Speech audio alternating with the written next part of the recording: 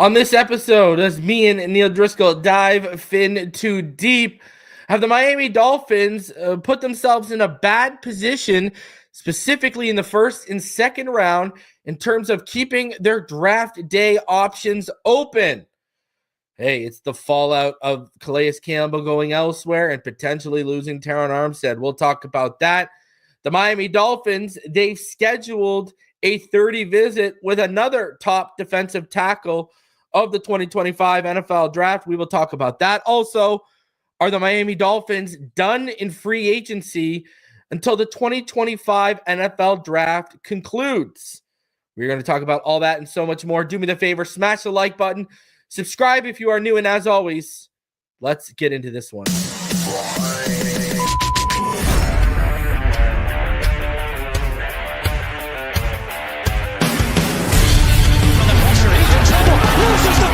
Touchdown!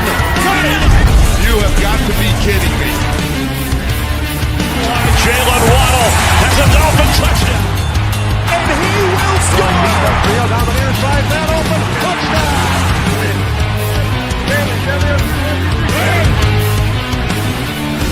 The run from Tua Tagovailoa. Touchdown! He's going deep. He's got it for a touchdown. He's in. Touchdown!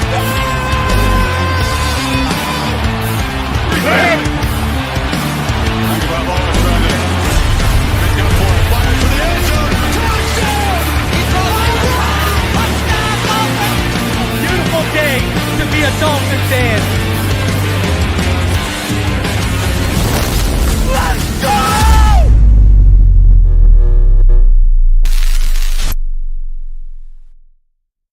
You're listening to Fin Too Deep. Tua back to throw. Blitz coming. They get to him. No, he takes off running. And he's in. Touchdown, Miami. With the sixth pick in the 2021 NFL Draft, the Miami Dolphins select Jalen Waddle. Giving you unfiltered, informed, and controversial takes on the Miami Dolphins and the NFL Draft. Here's Reason and Neal. What is good, Fin Nation? What's good? It's your boy Reason. We are back here for another one. Appreciate each and every one of you taking the time out of your day to come through and check us out. Before we get into it, I just want to give you a few programming notes. Yesterday's show obviously didn't happen. That show's been moved to tomorrow. So tomorrow at 12 p.m. Eastern, I will be joined by Ryan Roberts for our annual draft discussion from the A to Z Sports Network. On Friday night, at 7 p.m. Eastern on Dudley Do-Wrong's channel, you will catch the debut episode of our new podcast, the off-season format of it. Make sure you come and check that out. And then on Monday, just a reminder because it's early, 10 a.m. Eastern, I will have one of the best draft analysts in the game from ESPN, Jordan Reed, will be joining me at 10 a.m. So be on the lookout for that one. So, hey, man, and don't forget, Saturday, we are dropping that cornerback big board, and I love it, baby. You're going to love this big board. So let's, all that said, be on the lookout. Hey, man, it's draft season. We're in the thick of it, and we got to bring you the best coverage possible inside the NFL. So all of that said, Neal, how are you feeling, my friend? Calais Campbell, pivoted off Baltimore and Miami and decided to run it back with Arizona, which, I mean, if you're looking to win a championship, Baltimore is obviously the clear-cut choice out of those three. And I would even, I could argue that if everything goes right, Miami's a better choice than Arizona too. How you feeling, bro? How you feeling about that lack of, never mind, we could talk about the draft and players. How you feeling about that lack of leadership in the locker room? And let me ask you this, Neal. I went out here and said, hey, maybe he didn't like how the Tyreek Hill thing was handled. He's an old school guy. We had Richmond Webb up here, and he said, hey, man, you got to move off of Tyreek. You can't trust him. As explosive and as great he is, Calais Campbell, he's seeing the mess unfold, man. What do you make of the Calais thing and your thoughts on the locker room impact? Yeah, and this is Neal Driscoll, not the reporter. I just want to make sure that everyone knows. But no, look, I thought last year was a really rough season as a Miami Dolphin fan. Yeah. And the best part of it for me was actually being able to enjoy Calais Campbell for a season. I'd always had the utmost respect from him, just watching how he conducted himself from the time in Arizona. And sure, we all weren't big fans of him when he took out Danny Hill's knee, but to him to go into being the mayor of Saxonville and Jacksonville, coming to Baltimore here, and where he was just an unbelievable leader. And I thought just in 1 year with him, you wish you could turn back Father Time a little bit and have that guy here for 10 years, because I thought he was one of the best leaders that we've seen probably since 2008, Chad Pennington. Okay. I was such a big fan. And, I had kind of been hearing all along that it was a 3-team race. I heard a mystery team, so I'm not going to say that I knew it was Arizona. I didn't know it was Arizona either. I thought it was Detroit, but I thought the Ravens were going to get them. And then I was told the Dolphins had a real shot. And I think a lot of people thought that, because I do think that Calais was going to take the best offer on the table between the 3 teams. He had a lot of love for all of them. I agree with you. I think he probably actually chose a franchise that's even in more disarray than the Miami Dolphins. And I heard it was for about $1.3 million difference from that's what it took the Dolphins to secure him. So somebody that's well known in the media wanted to check my contacts and confirm that's what he heard as well. So hey, can I say about that same person in the media? That same person in the media jumped in I jumped in their DMs when they were at camp in the preseason. And when I was hearing rumblings privately that a Jalen Ramsey new money deal was getting worked on and going to be completed that morning, I said to the person, hey, I know you're there. Can you look into this? And they blew me off. Oh, no new money. Like within 48 hours, the new money was announced. And I hit him up and I said, yo, bro, you got to trust me a little bit more here, huh? Yeah, and look, I'm joking. You're right. I want to make clear, I'm definitely not a reporter, and I have no inkling. No, but you're plugged, bro. A lot of us have plugs, and you don't have to be Listen, here's the thing, brother. You are not a news reporter, but you still come up here, report what you hear, you report what you think, you report your opinion, we report the news. I mean, we're just a different format, and let's be honest here. And I'm not just talking about, newspaper, radio too. This is a new threat. That's why do you see all the paper guys and the radio guys trying to jump over to YouTube now? Right. Well, and look, one of the things is everyone can get information. That's all that someone who is a source is, right? But the one thing that's really hard about getting any information, the guys like Adam Schefter and Ian Rappaport to do it, yeah, a lot of information that's not real. So you got to digest, swallow. Yeah, you got to know. And then kind of decipher who you trust. Like, there's crazy shit that I've heard that, I'm like, dude, there's no way. But then, honestly, there was a couple of things that we talked about privately. Then, I remember, I forget what it was, 2 years ago, and I was like, holy shit, that actually happened, and I can't believe it. I forget, you remember, there was something that we had talked about sharing. It was crazy. I just remember that.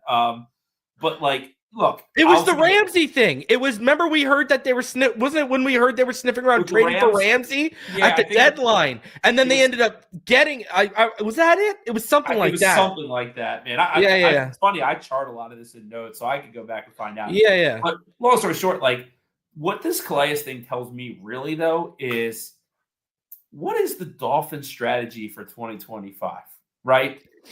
They were very inactive in free agency for the most part, especially in the defensive line.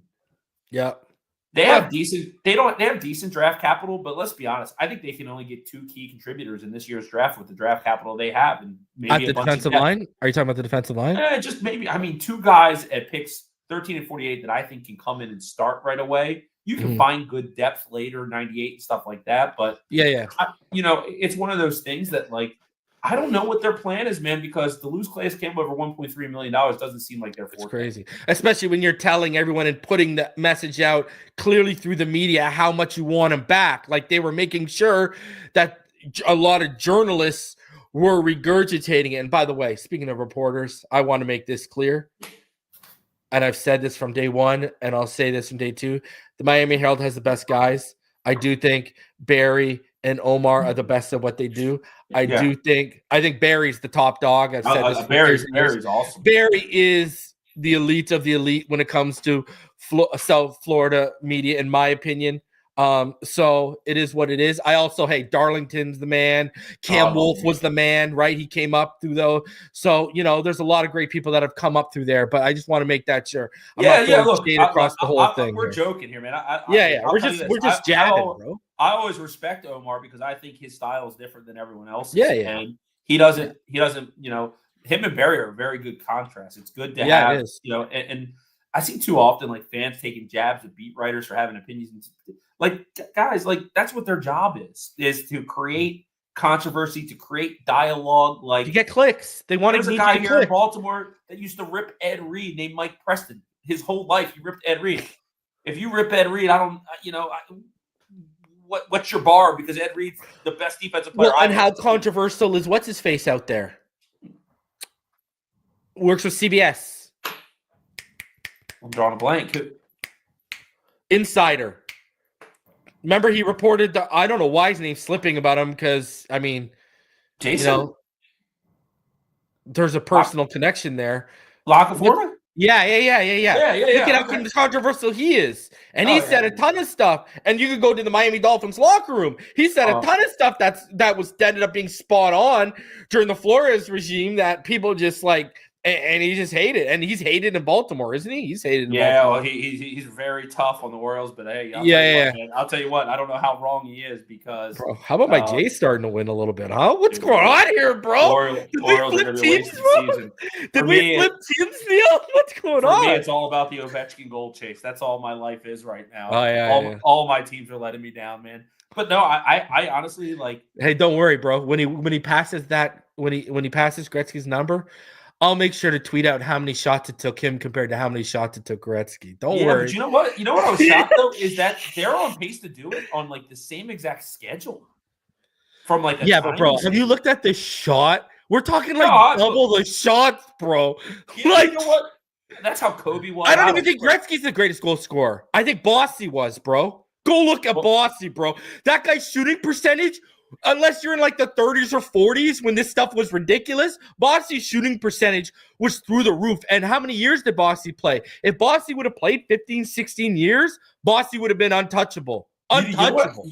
You know what I think is more impressive than the goal record, not to make it about the Caps, but like him doing what he's doing this season and missing a month with that broken leg. Yeah, that was crazy. Dude, that is it. Like, I'll be honest. Like, I am shocked. He got that deer antler spray real quick over there, didn't he? From I thought he didn't have a chance at the record. That was crazy, bro. And listen, I will not. I hate the Caps, but I will not knock them for the fact that you know what they've done better than Pittsburgh. Yeah, we had a better dynasty than they did, but they've allowed themselves to stay relevant as a playoff team longer than the Penguins have, and that's because you guys are willing now. You guys are willing to make moves right now. I don't totally agree with the move you made after the head coaching change you made after you won the cup, but you guys have recovered from that. But at least you guys, a good coach with Trotz. But you guys showed the goal. Look at us with Mike Sullivan. The writing's been on the wall for like 4 or 5 years. The league has passed him by, but he won cups here, Neil. It's the same thing in Miami. It's this, but we haven't won shit. It's this culture club where everyone's buddies. Dude. Like our GM, Brian McClellan, the Caps GM, had the best offseason he's had since taking Ovechkin in 2005. That's what turned the Caps around. Jacob Chychrun was an amazing trade for this team. They've transformed their defense. They never played defense. They all were goal scorers. Now look at all the transformations we've gone through since what's his face though?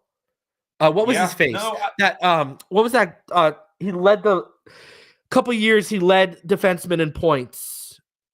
Mike Green? Mike Green. Yeah. Mike Green. Yeah.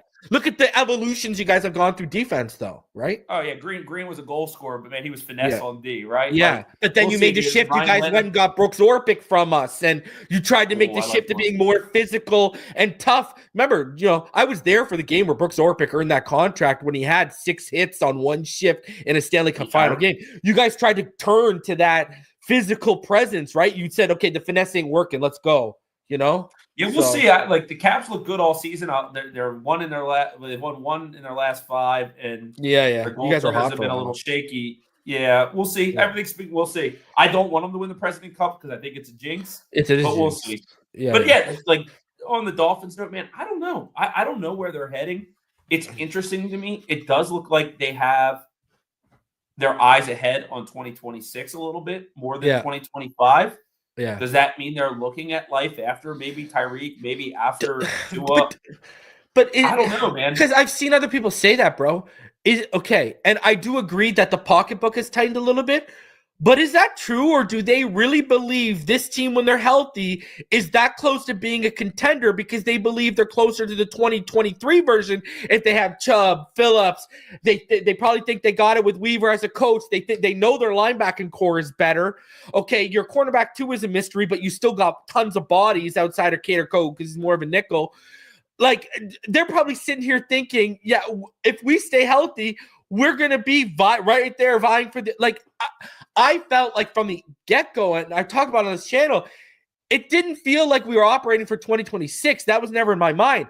It felt like they were operating like they legitimately thought they were a contender. And I would even go record on saying I think they're delusional if they think that, because they got a lot of voids to fill. But remember, this is a team that builds outside in. So when you look at them from an outside in perspective, especially on offense, they probably think they're much, much closer than we all do. Now, we don't obviously agree with that, but I think that's the thought process, bro. And now I've seen another thing popping up on social media. Now, I reported this months ago on Patreon, and my channel member, I think we've talked about it too. I don't know if we have, but I know I reported this months ago. I heard rumblings months ago about a in-house positional change for Chris Grier. And now I see people are trying to rumble that it's going to happen after the draft. You know, I've seen a few people in our community put that theory out there that it's going to multiple people that it's going to happen after the community after the draft. Well, I'll hold no bones about it. I think we've talked about on this, like, there is potentially a few game-changing coaches that are going to be available after this season. Yeah. So I do think the Dolphins are going to make their best shot at this season. Unfortunately, I don't think they've closed the gap to the top three teams. The Bills, Chiefs, and Ravens are just light years better than the Dolphins, I think. And I agree. Depth and starters. So, like, you know, and I've said this. It wouldn't surprise me if the Dolphins were 6-11, and it wouldn't surprise me if they were 10-7 and made the wild card. Like, it's hard to see. There's a big variance there. They need to kill this draft, but I do think that I see like a little more of a shift on how they're going to build this roster. Like, every opportunity they've had to dive in, and maybe they're learning from the past, right? Because I don't think they wanted to pay Javon Holland $20 million a year, but when he went for $15 million a year, I was like, wow, I'm surprised that Miami let him go. And then they haven't really signed anyone because I think they did want to keep the compensatory pick in their back pocket. And what they're doing, it's very similar to what the Ravens did. And this is where I'll give them confidence. Dude, they're moving like a contender, bro. 3rd, 4th, and 5th round picks. To me, that is the power of being a good drafting team. You're supposed to hit in your first round. You're supposed to be good enough to find talent that falls in the second round. The great teams find those guys in the 3rd, 4th, 5th. Look, in the 6th and 7th, I'm telling people this. They take those picks mean too much. They are lottery tickets. Yeah, they're glorified UDFAs. They just don't want to get to the UDFA process. But 3rd and 4th, 5th round picks, when you have an abundance of draft capital, not only does it allow you to add depth and build the middle of your roster and the back half of your roster, but it allows you to be flexible in draft trades. So if you want to go out and acquire players, you can give a 3rd round pick knowing you have a compensatory falling up in the back. If you want to move from 13 to 9 and you have 2 4th rounders, you can get creative with how you utilize your draft capital to move up and down the draft board. So I do think that you're actually seeing the signs of a more disciplined team, which I think is something that they've needed, and less of this pizzazz and flash and acquisition-based franchise, because we've been that for a long time. We got Mike Wallace. We got Ndamukong Suh. We got Brandon Albert. And we didn't get one playoff win from any of that. Brandon Albert took us unicorn. Hey, don't you knock Brandon Albert. That was a unicorn line. Made a lot of money off that. And if Tannehill was healthy, we beat the Steelers that year. I agree. Well, if you ever want to get bored, man, I looked at the Dolphins rosters. I was on a flight, and I'm sitting there just trying to kill an hour. Yeah. So I wasted $9. Bought the internet. Yeah, I was gonna say this guy's playing for in-flight. And I'm sitting there. I couldn't watch Meet the Parents for the 500th time on the flight. So I was like, let's go. And I looked at the rosters the Dolphins have had, like, and it's just like, man, they had a defensive line with Cam Wake, Olivier Vernon, and Ndamukong Suh, and Randy Stark. Like, all these guys they've always had. It's like, how do we not just luck into winning one playoff game? I know. So I'm actually will say this, like, as a fan, I want this team to win this year, but I'm kind of excited to think that if it doesn't work out, they actually might really pivot this year. And it's a win-win situation. Either go to the playoffs or they pivot. There you go. I think we're in a win-win situation where, like, look, I don't think the Dolphins are a contender at all. I really don't. I think 2023 was our year that we botched. But with that said, I still think they're a good team that on the right day can beat anyone, maybe without lofty expectations if we see a better version. I will say that I don't want to overlook the 2025 season, but I'm excited to see how they continue to build this roster the right way, because I think they did it the wrong way, meaning I agree with everything that they did when they did the whole F the picks thing. Unfortunately, they didn't just cash in on it. But, it's practically the wrong way to do it, because we saw the Rams win it, but we've seen teams like the Eagles not be able to do it. So it's hard to get that to work out. But, like, I don't know. I am very excited about this year's draft, though, because I do think you're going to learn a lot about where they're heading, right? Like, we all keep yelling trenches, and then, we all fall in love with other players. I'm Malachi Starks, Will Johnson. There's just so much they can do.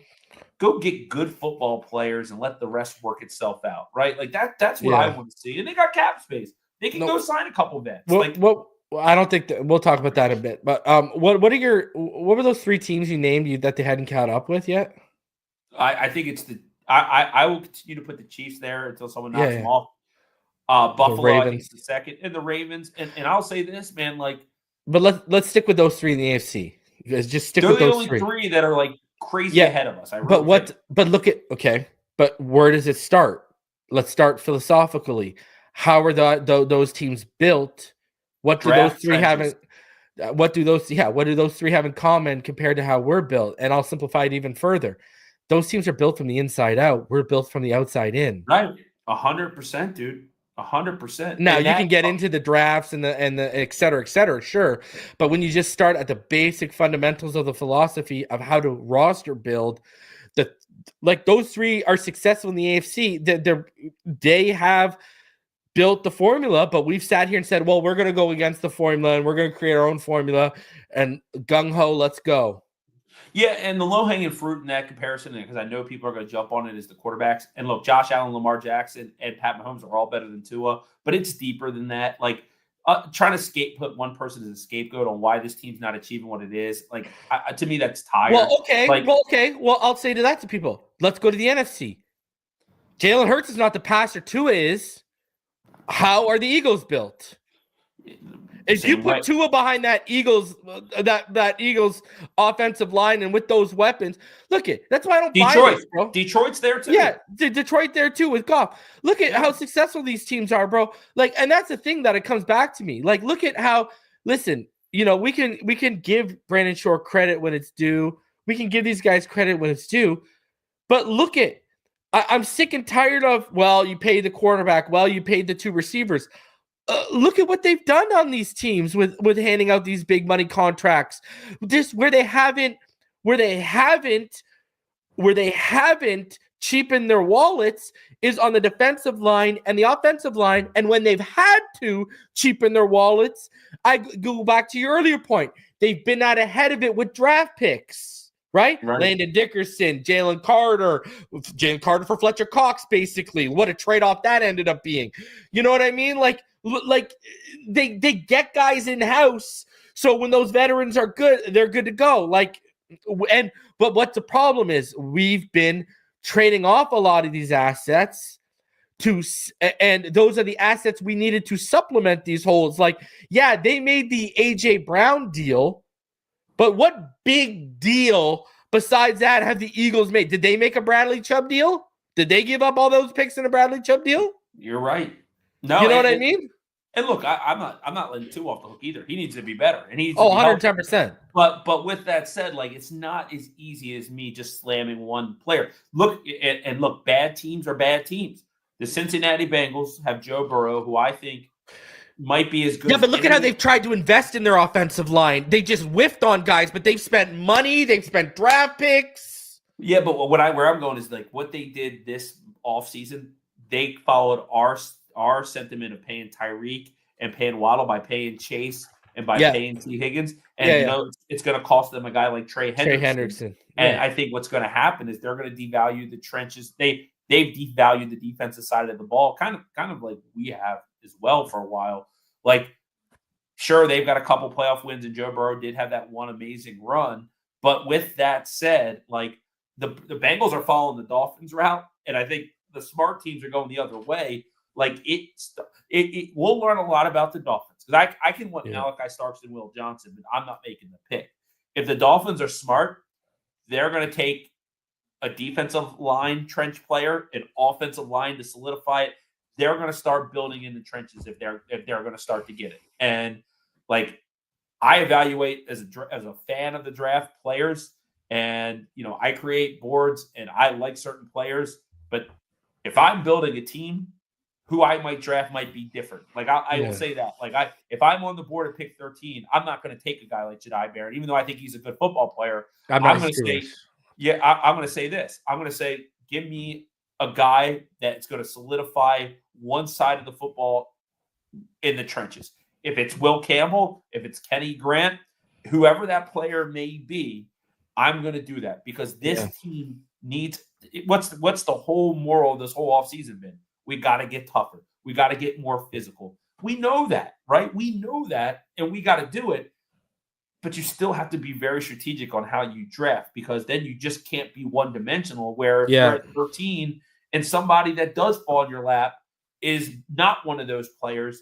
You have to have the ability to take that player as well. So it's look, these GMs, it's easy for us to come on spaces and shows and rip GMs. It's a really hard freaking job, man. Yeah. Like it's not easy.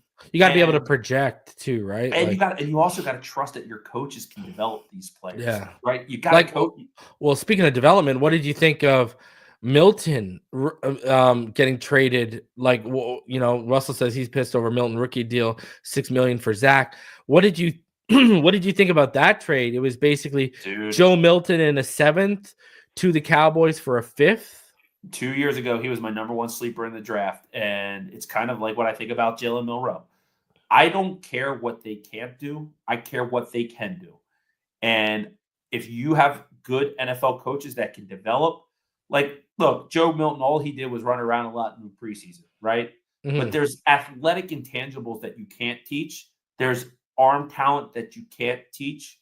And people can be playmakers, right? And, like, I'm not going to say that this guy's going to come out and be a pocket passer like Dan Marino. Yeah. But when you have I always say this, give me a quarterback that has a superpower, whatever that superpower might be. Like Tua's his accuracy, right? We know that. Like he has the ability to pinpoint throws. Like not all quarterbacks have superpowers. Like why I like Jalen Milroe more than most is because I foresee, and it doesn't have to be in Miami.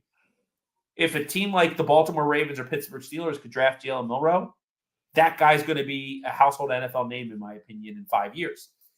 If a team like us gets him, I don't know. I don't really know what our draft development ability is on a quarterback. Yeah, Skyler ain't leaving a lot of hope for that, right? But, like, I will say, like, yeah, dude, like, if you're the Cowboys, that trade with Dak Prescott coming off of an injury, like, what do you have to lose there? You lost Cooper Rush, who's been your backup for years. Like, you get a guy that, I'll tell you this, when he's on the football field, you're going to watch, right? Like, he's going to make you pay attention. Like, he will have warts. There's no doubt about it. That's why he fell in the draft. I'm actually surprised the Patriots didn't. I don't think they had a rush to get rid of him. I probably would have held on to it for another year and tried to get that to be more of a 3rd-round pick. But I actually think the Cowboys won that trade. And, it also probably prevents them being a team that's interested in drafting any quarterbacks in this draft, right? So, I would have made that move. Would you? I would have traded a 5th for Joe Milton. Yeah, I mean, listen, I would have taken him over guys like, Dylan Gabriel, Will Howard, Riley Leonard, You know, I mean, depending on what version of Quinn Ewers we get, you could probably throw that in the mix too. You know, Quinn Ewers scares the freaking hell out of me. Dude, we've talked about it for a long time. If he's there at pick 98, that's the guy I think they're taking. That's why I'm hoping Jalen Milroe somehow gets her to 98. Please go there. Go there. Oh my God. Listen, or Kyle McCord, go there. Kyle McCord probably beat out Zach Wilson, but politics and the $6 million contract, we know how that'll go. Yeah. So let's talk about this then. Russell says they have done an awful job. That's my answer. And of course, he's talking about the title of the show. Have the Miami Dolphins done a bad job of leaving the draft day options open? We saw the vision early on, and we were liking what they're doing when they signed James Daniels. But within, by week 2, week 3, that kind of came to a halt. And it all basically started when me and you were live with the Liam Eichenberg. We're like, okay, well, left guard's clearly a void. They haven't been able to add another cornerback because, let's be honest, I've said this. I think you could probably agree with this. It don't seem like they're going to hand out a contract with an annual average higher than what they gave James Daniels, meaning they'd be looking for someone in the Kendall Fuller range of what they handed out last year. So anyone dreaming of Asante Samuel, I don't think so. Now, if Teron Armstead decides he's not coming back and most of that $16.5 million is free and Asante wants to take $8 or $9 million, I'm sure they'd have a conversation. But that said, corner has been left as a massive void. You look at safety. Yes, they've added Melifanu. Yes, they have McMorris in-house. Yes, they added Ashton Davis. Yes, they brought back Elijah Campbell. But none of those guys have proven themselves as a full-time starter, let alone Ashton Davis and Melifanu being able to stay healthy and take on the workload of a full-time starter. There's no running mate for Zach Sieler right now. Okay. Like I said, none. Benito Jones is a nose, and Dickerson and Farrell ain't going to give you nothing. Left guard, we said, is a void. It's Jack Driscoll, Liam Eichenberg 2.0 with Borum and Eichenberg this year. And then the Patrick Paul conundrum. Let's call it spade a spade. He didn't put enough on tape to make you say no to one of the top tackles if they fall to you in this draft. I don't care what anyone tells me. He's unproven. Yeah, so there's all these voids. We don't even want to get into the leadership voids if both Calais and Teron Armstead don't come back. But, Neil, you look at this, like you said earlier, we don't have a lot of picks in that top 100. Like I've been preaching for months, we need more picks between 48 and 98. We've got 3. We go from 48 to 98. We go 50 picks. We go a round and a half without any picks here. And then all of a sudden 116 comes around and we got 4 picks from 116 to 155, which is where I think they'll seriously consider a quarterback. What do you think here? Have they put themselves in a bad position? Because, it looks like we're hedged to defensive tackle, offensive lineman, and cornerback no matter what, with at least 2 of the first 3 picks. Yeah, man, I agree with, was it Russell who put that up? I think they've done an absolute abysmal job of approaching this offseason. And I'll say this, I love James Daniels signing, and I like Westbrook Ikini a lot. I like both of those players a lot. Yeah. Other than that, I'll be honest, they showed their hand when they chased Jerry Greenlaw and didn't get him, and they fell back to Terrell Dodson. And no disrespect to Dodson, because I think Dodson and Brooks is a very adequate linebacker core. Yeah. And then I actually like the Willie Gay signing as well. KJ Britt to me is just a guy. I'm not hyping that up. To me, it might even be a downgrade to Anthony Walker, but it is what it is. To know that you have to get tougher in the trenches and bring back Liam Eichenberg, and then look, if we're calling a spade, Benito Jones probably should be your 5th or 6th defensive lineman. He's a good player. Should be 4th at best. Yeah, as a starter. Neil Farrell, man, his LSU tape was awful. I'll be honest, I don't really watch him as a pro because it's not a good investment of my time. Matt Dickerson, I know more about the paint on this room that I'm in than I do about Matt Dickerson. It tells me I think they were really banking on Calais. They were. I think they thought they had him coming back and they could go draft one guy and they can do it. I think you're going to see amount of it already seems like the amount of defensive linemen that they're visiting with. Shamar Turner, we've heard. We heard they met with Derek. We'll talk about. We'll talk about the. So they're increasing the people that they're meeting with. Like, it tells me they just were like, holy shit! Like, Calais Campbell's not coming back. We did whip, and to me, that's a failure. To first of all, you got to know where you stand. Like, if he wasn't coming to Miami, if it wasn't Arizona, it was going to be Baltimore. Like, the Ravens were all anticipating him coming back. They were all excited about it. Trust me. Like, I don't know, man, but like, to our earlier point, typically I'd be upset. I'm not upset. I'm really not. I'm coming into this season for the first time in a long time with absolutely zero expectations about the Dolphins. And some might be like, you're fucking crazy. Oh, sorry. Here we go. No, it's not good. Fine for that. You're crazy. Why are you happy that you don't have expectations about this team? And the reality of it is because I'm tired of being let down. Like, surprise me. Make me feel good about you. Earn it. Like, I give you my loyalty for 36 years. Earn it. Like, do something. And if it doesn't work this year, then I do want to see heads roll. And I want to see this team ripped because they need to figure it out. But, like, to everything we're talking about, like, I do see a shift in the way they're thinking. And I hope that it continues on draft night where, man, like, I don't know about – I know this about you because we talk about it sometimes. We're draft heads, man. I love the Dolphins having 4th and 5th round picks because I love to see what talent they're going to acquire to do this. This is the draft, though, that they can go get 3 defensive linemen in. Yeah. So it's hard to write the end of this story until you see what happens in the draft, what happens post-June. There's a lot of wood to chop between now and that first game in September. I would say that the Dolphins are going to look a little bit different, obviously because they're going to have a draft class. And I do think there'll be somebody they add. I don't know. I don't have any names, but they're not going to just sit there with an abundance of cap space and 10 holes. Like, that's not what they're going to do. They're not naive enough to think that that's going to work. Maybe there's somebody, I've seen, we talked about it last week. Maybe there's people they have their eye on that could be available. Maybe there's trades or maybe there is something up their sleeve. I'm not going to, crucify them until I see it. But I will say that I think to this point of the offseason, with the draft being what are we, 3 weeks away at this point? Mm-hmm. Yeah, I think they've done a pretty poor job of preparing themselves to be ready for September. But there's still a lot of time, and they do have a lot of picks. They just got to prove that they've learned how to draft in the middle to late rounds. Yeah. Listen, I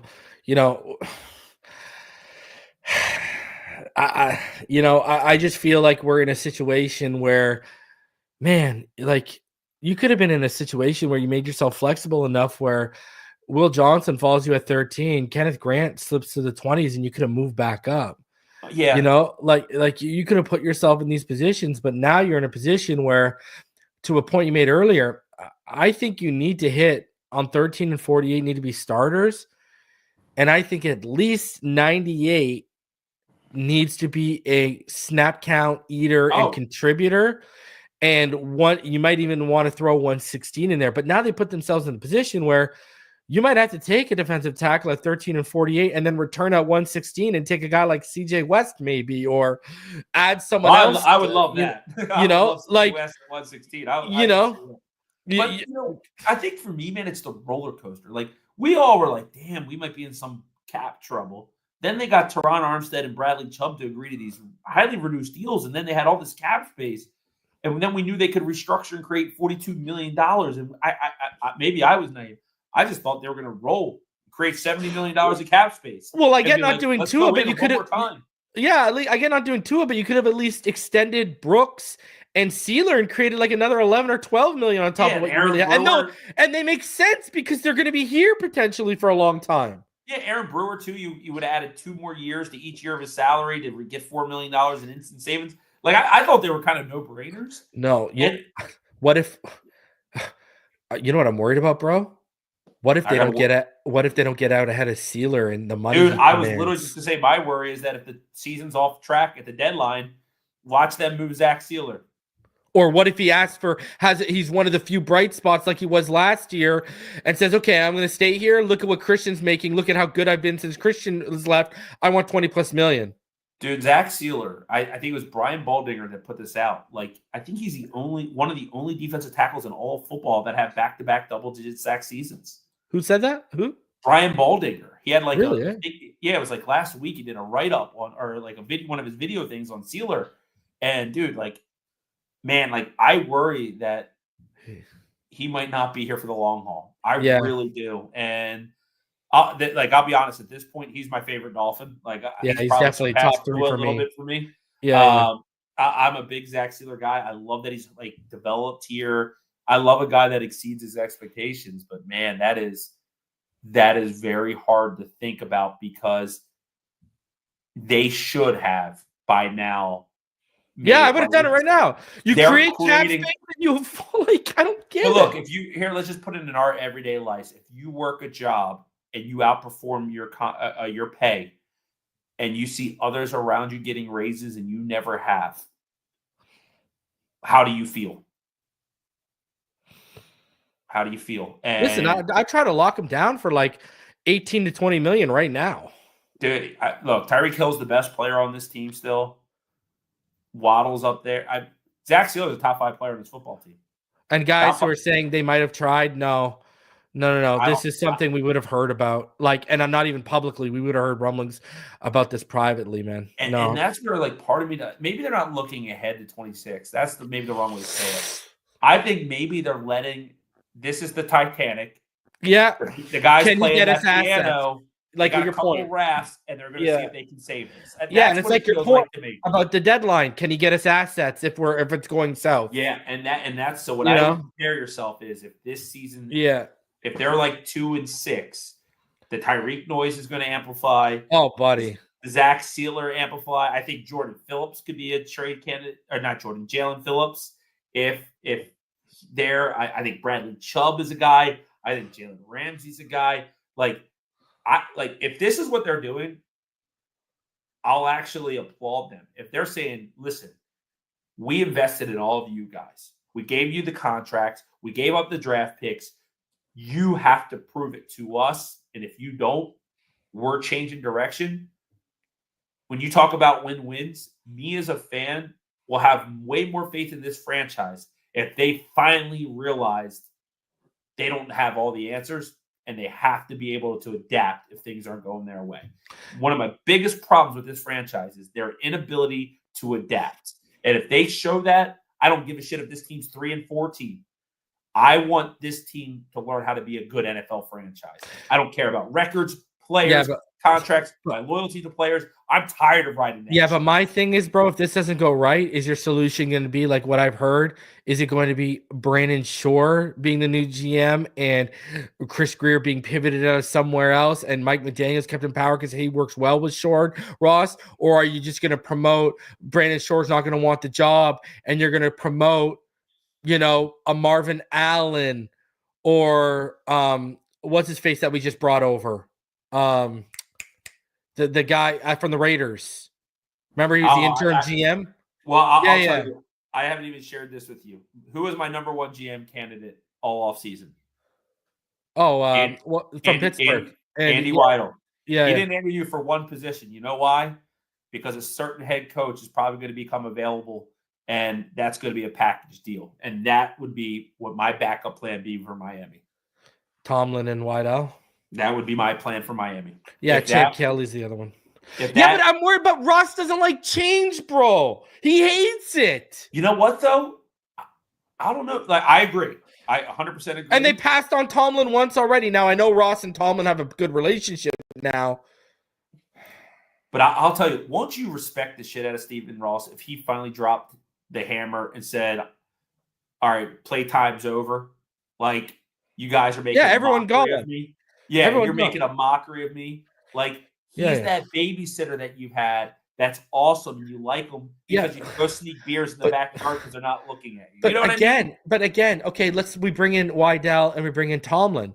I'm applauding that. That's great. Okay, I like that. I like that as a plan B to moving off Greer and McDaniel. I think that's a great contingency plan. The problem now that I have, though, is you got guys like Garfinkel lingering around. And, I guess we could throw Shore in this. And these are the same guys who, Now, obviously, Weidl and Tomlin, and this might even turn off Weidl and Tomlin from even taking the job. No, yeah. No, what if they try to press guys like what they did with Mike McDaniel? Like, we want you to keep working with Austin Jackson, Lee Meikenberg. We want you to keep. You want Fangio? No. We want you to keep Boyer, and we want you to keep Crossman. And we all know it's because Crossman and Boyer chose sides in the whole Flores thing. Yeah, 100%, dude. Look. If I was a coach of the NFL, knowing what I know about the Dolphins, and I don't know as much as the coaches in the NFL know, I'd probably stay clear of the Dolphins job if I was a well-respected coach, knowing what I know. Yeah, well, Ross and his henchmen are in power. And it's not an organization chart that we've seen be successful at this level. Like, you can't have, your GM getting overruled by a guy that, like Tom Garfinkel. It just doesn't make sense. Buddy, at best, and I've been telling people this for years, at best, Greer is fourth most powerful in that building. Ross is more powerful than them. Garfinkel is more powerful than them. And I've been telling these people for years, and now they're starting to listen.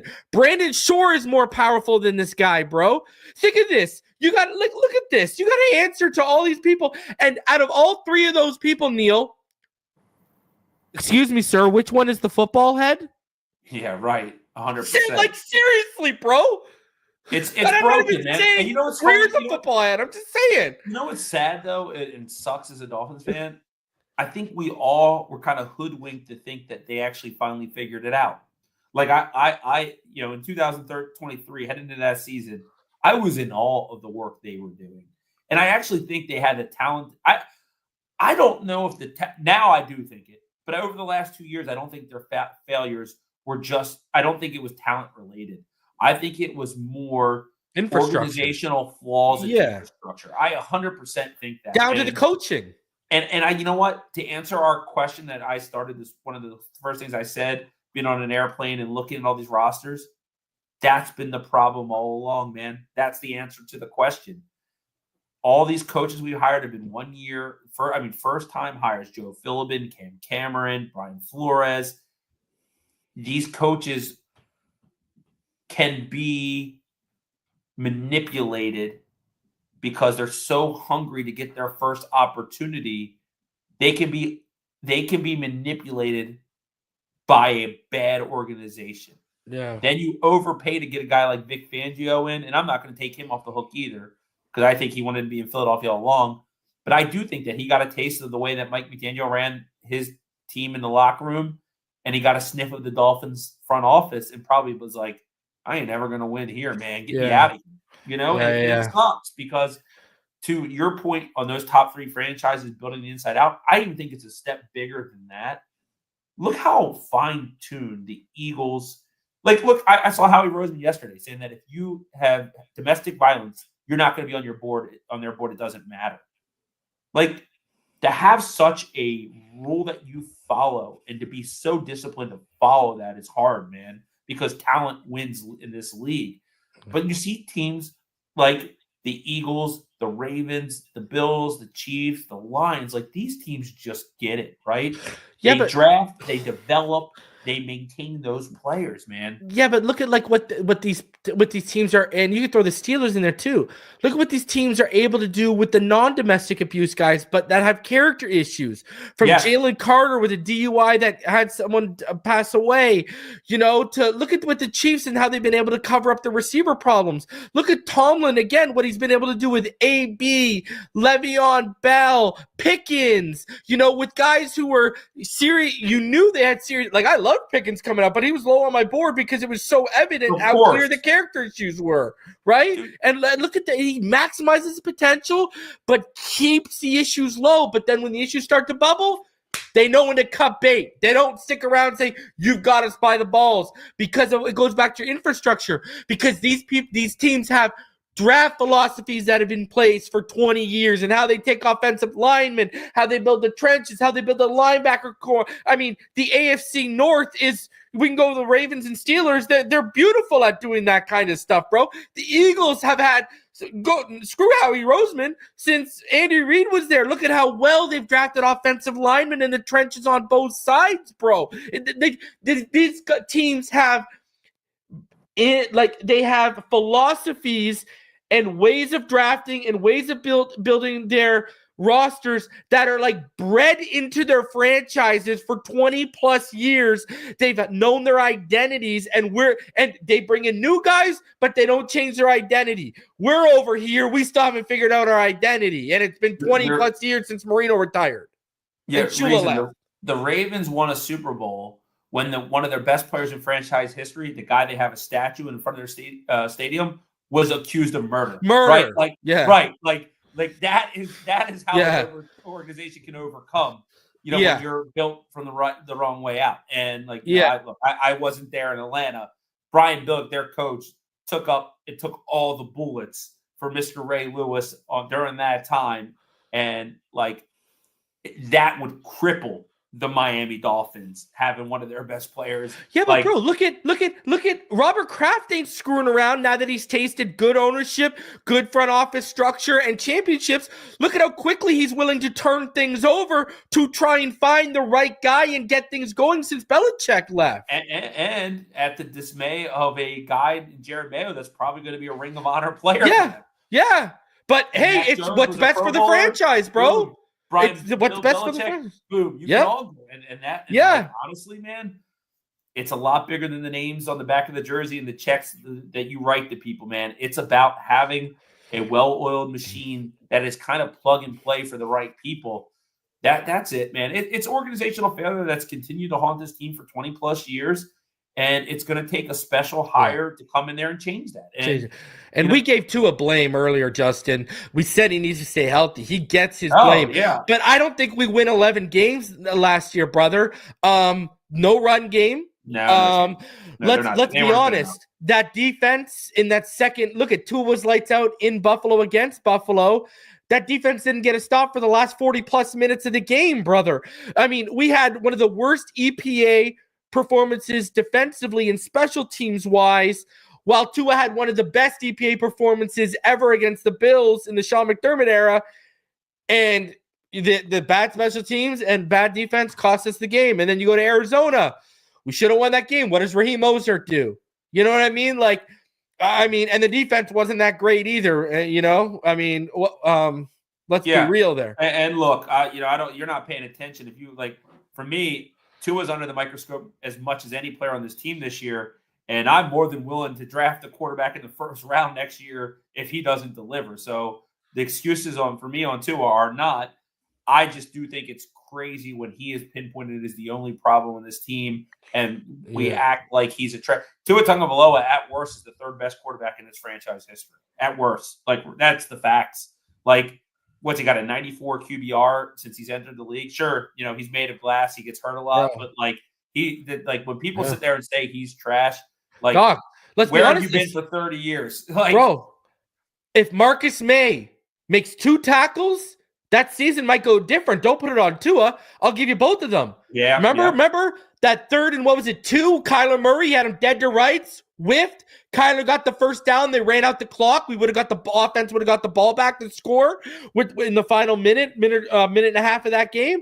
And then remember, same thing with Josh Allen. Remember, he had Josh Allen dead to rights inside the 15, and Josh Allen, he whipped on Josh Allen, and Josh Allen made that little short throw into the end zone, and it scored the touchdown. Marcus May makes either one of those, makes both those stops. We probably win those 2 games. Yeah, look, man, it's just, to me, and again, there's everything isn't one side or the other. Sometimes the truth can lie in the middle, and I think for Tua, his availability is a big problem. Is it play in big games a problem? But just because he hasn't won in big moments, people automatically want to disqualify him. No one on this team has, bro. Right, I was gonna say, we don't hold those same standards to everybody else. And look, again, Chad Pennington was my favorite short-term Miami Dolphin until Calais Campbell, probably. I really, and I think it was because we finally won a division after years and years of not. Pennington's 2018 season, he was third in MVP voting with 19 touchdowns. 2008, 19-5 or something. 19. Yeah. Tua's season 2 years ago, when he was an MVP, Tua's had 2 or 3 of those 2 of those seasons. I'll give him 2 of those seasons he's had.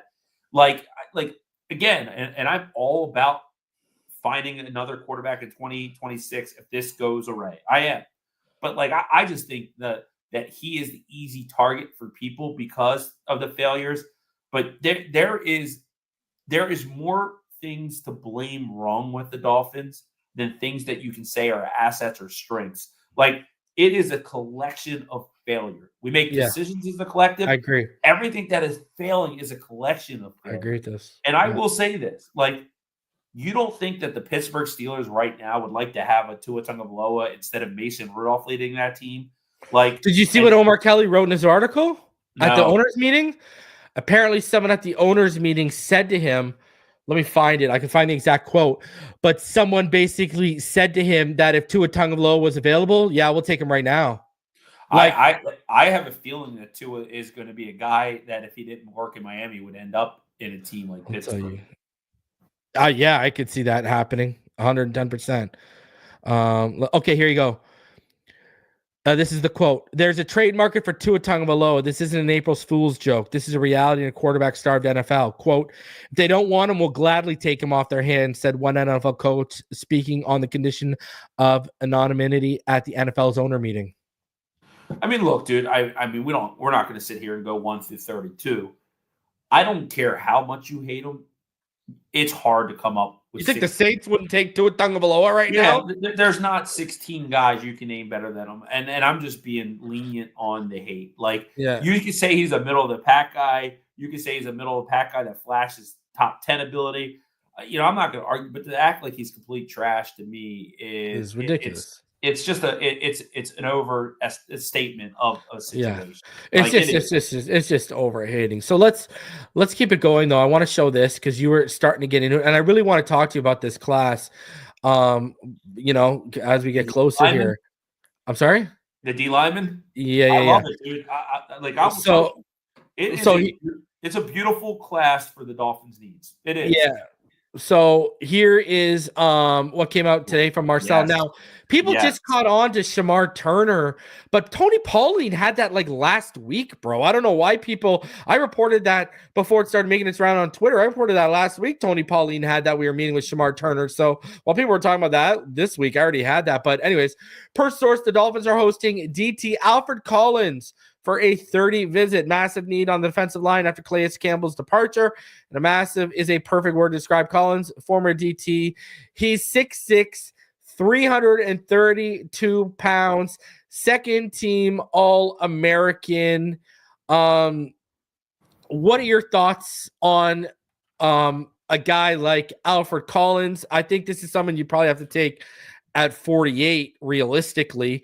He was my 7th, but I do think TJ Sanders and Deion Walker, who I have higher than him, are going to go lower than him. I think he's probably going to be the 5th guy off the board after Grant, Harmon, Mason Graham, and of course, Walter Nolan. What are your maybe Tyleik Williams is in there? I don't know, but what are your thoughts on Alfred Collins as a prospect, Neil? Him and Jonas Savaiinaea are my 2 favorite guys for pick 48. Like, okay. What I like about Alfred Collins, obviously, is he's a true nose that can play the zero that we've needed for a long time. I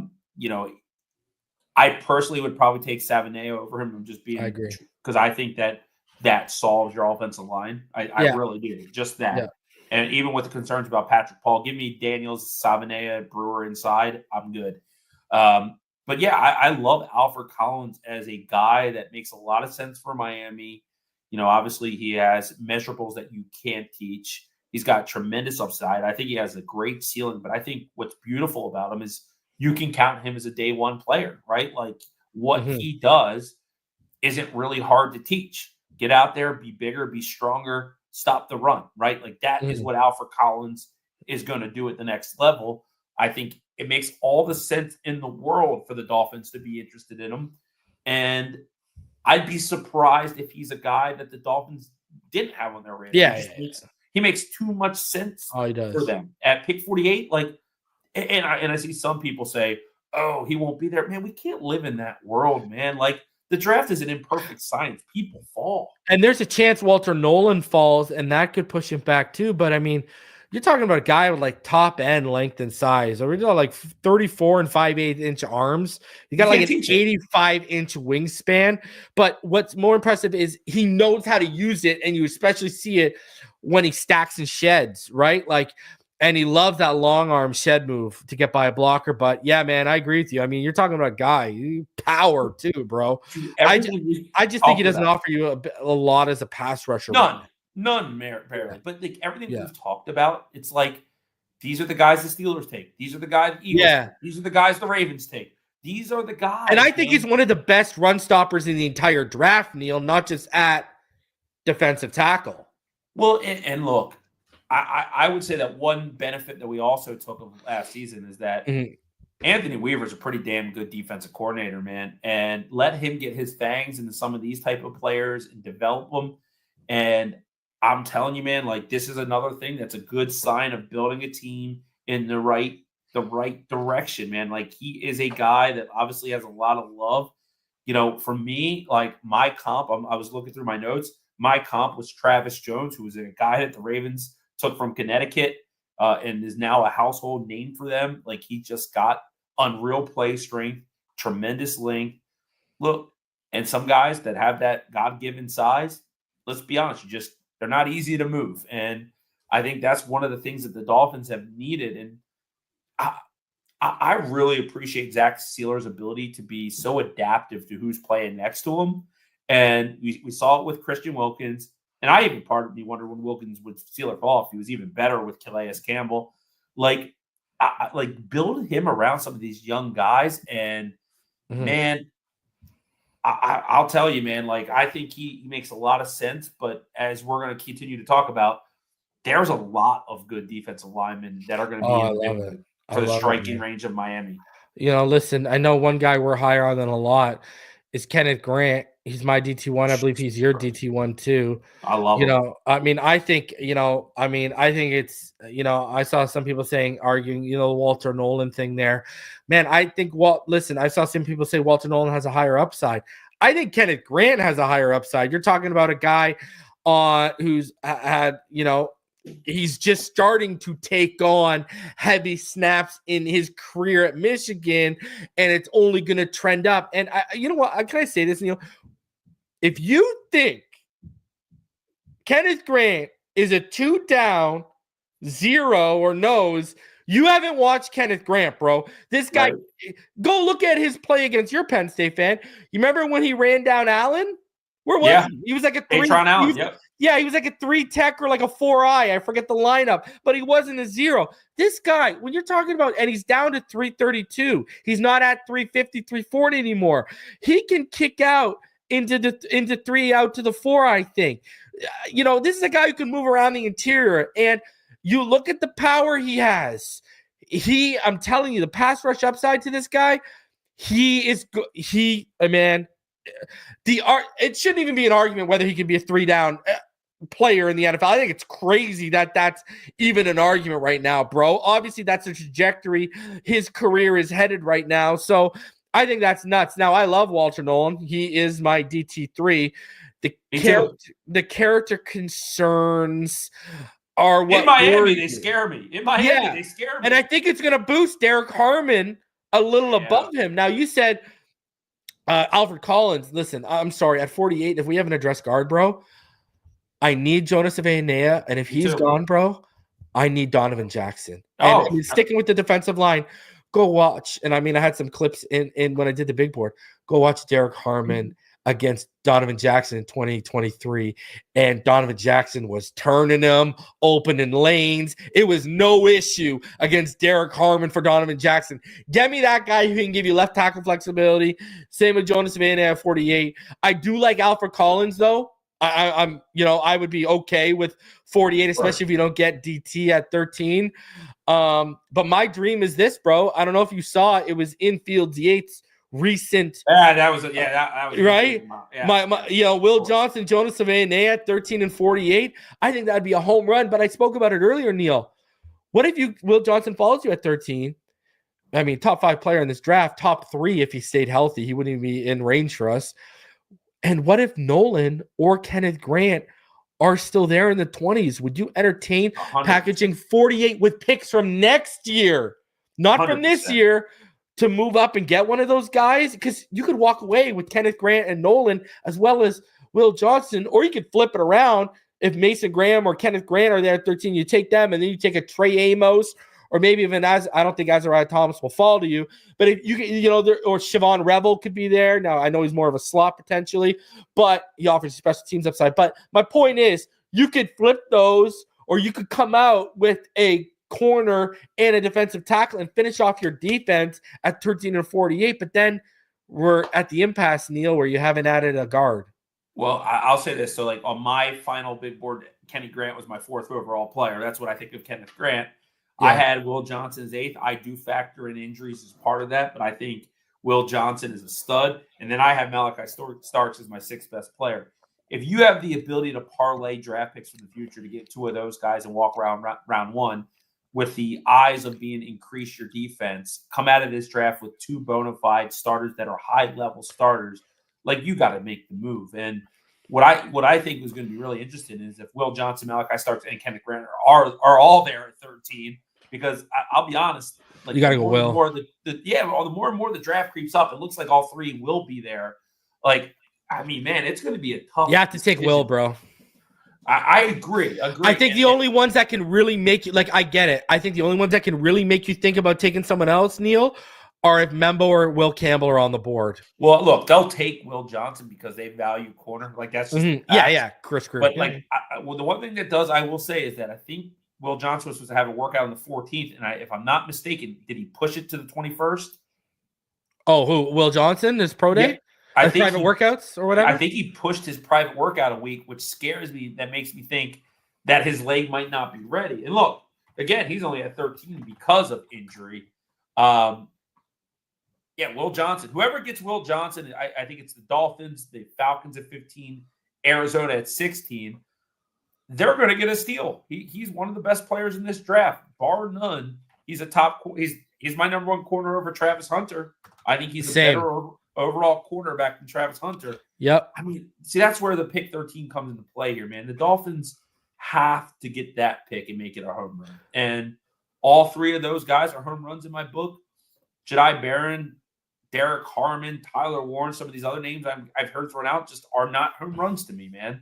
But I'm worried because if he did push his workout, that would scare me about. I'm looking and I just see April 14th. I haven't seen a pushback. I've seen skipping the pro day for his private workout April 14th. I'm looking right now, like Will Johnson pushed back private workout. I haven't seen anything. So I haven't heard anything about that. You know what's another interesting thing, Neil? I don't know if you saw Barry tweet this out, but Barry tweeted out, Neil, that he's reached out to 4 of the top named free agents left at high need Dolphins positions, and they said Miami hasn't called about them, suggesting they're waiting to see what they get in the draft at those spots. Yeah, and that might be their plan, man. I mean, like, that could be their plan. I mean, we're 3 weeks away from the draft now, man. Like, we started talking about the draft a long time ago. It's creeping up. It's going to be here before we know it. I mean, man, I'm very, very excited because we've said this on the show for weeks. It's really hard for the Dolphins to make a bad pick here. It really is.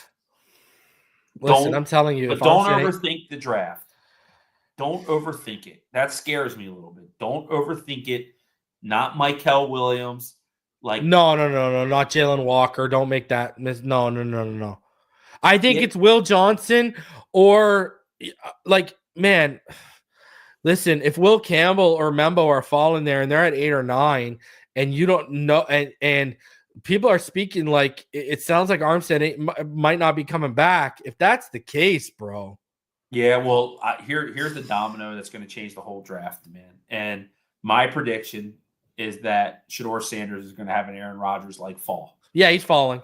Yeah, he's falling. Wait till we do our mock. I was thinking about our mock we do in a couple weeks. I was already thinking about it. He's falling, bro. Yeah. And if a quarterback doesn't go 2nd or 3rd, which I don't it's going to go Cam Abdul Travis, it sounds like.